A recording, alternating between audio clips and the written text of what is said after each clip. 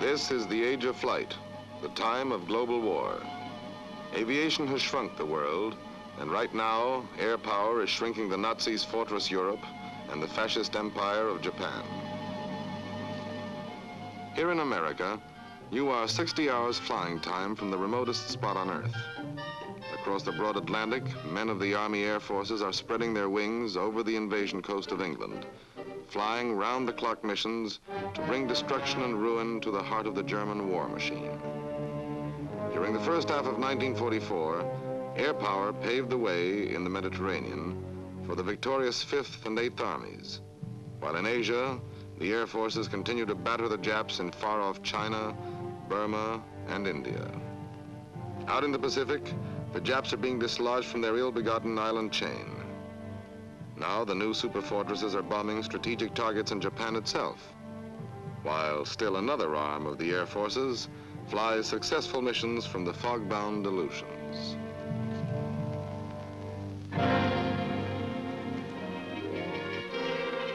The 3rd Air Force is one of the main sources of personnel for these vast aerial operations.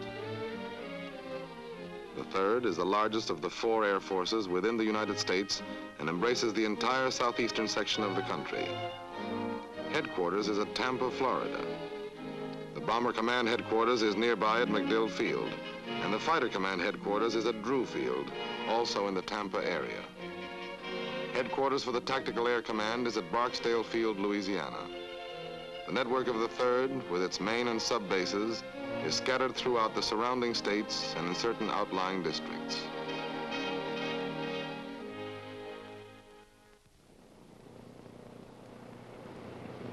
Now, you men are part of this Air Force and are about to complete training at one of these bases. Training for your H-hour, the hour of attack on your D-Day. You're going to be provided with the best equipment, expert instruction, and the same type plane you will use in combat. Your training here will allow enough time to acquire the knowledge that will make you experts in air combat. Our definition of a successful mission includes a round trip for you and your plane. Our job here is to weld you into units and condition you for the split-second decisions of combat. Decisions based on training. Decisions that spell the difference between life and death. Being careless or lazy here means that you'll have to learn while over the target. And by that time, it may be too late. Your instructors are airmen who only a few weeks ago were flying combat in all parts of the world. These men know what they're talking about. They've been there, and they've come back. They're here to train and prepare you until that final hop-off at a POE. From there on in, gentlemen, you're on your own. While you're here, listen to your instructors. Study, concentrate, and work.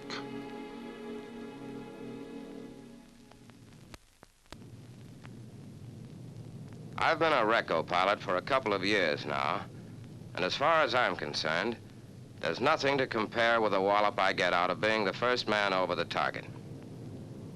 To begin with, there are 2 kinds of reconnaissance, tactical and photo. TAC Recco pilots usually work in pairs, flying at low altitudes. The photo Recco pilot is the lone wolf of the Air Forces and generally goes in at great altitudes. The F-5 reconnaissance plane is a stripped-down P-38 with armor, guns, and all excess weight removed. It will outfly anything the enemy puts into the air and carries 3 cameras in the nose of the plane. Photo reconnaissance crews also use F-7s, B-24s bristling with cameras, guns, and armament. F-7s brought back the first photographs of Truk, until then an unobserved Jap base. Photo Recco men receive the longest and toughest course in the 3rd Air Force. This Recco pilot, operating from a South Pacific base, is about to begin a mission. All he has to do is navigate successfully to the enemy target, observe and photograph, and return safely. Sounds simple enough, doesn't it? I did it for months before coming back here, and have a bit of advice to give you men. Get the idea out of your head that any flying over enemy territory is simple. It's tough, complicated, and exacting, and no two missions are ever alike.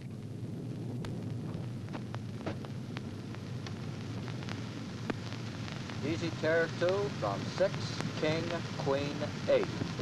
Easy Terror 2 from 6, King, Queen, 8. Go ahead. All right.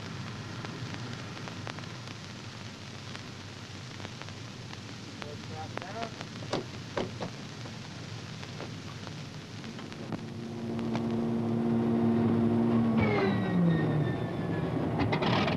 What you learn in the third about navigation, military strategy and tactics, photography, and the hours spent in air training are all of equal importance. The enemy has 100 tricky ways of concealing his movements, but a well-timed photograph, shot by trained hands, can reveal plenty to the practiced eye of the photo interpreter. In addition to getting the pictures, the pilot must observe clearly, quickly, and intelligently.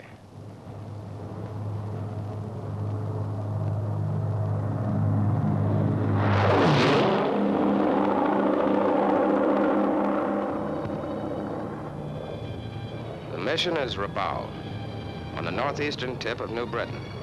At one time, the strongest Japanese naval and air base in the Southwest Pacific.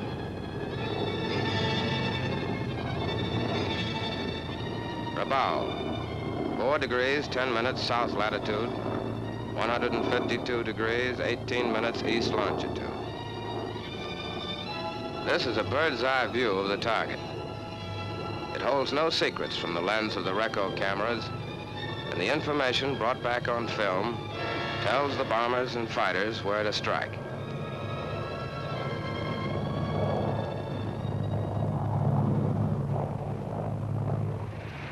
The Recco pilot gets back to his base all right if he's learned his job thoroughly.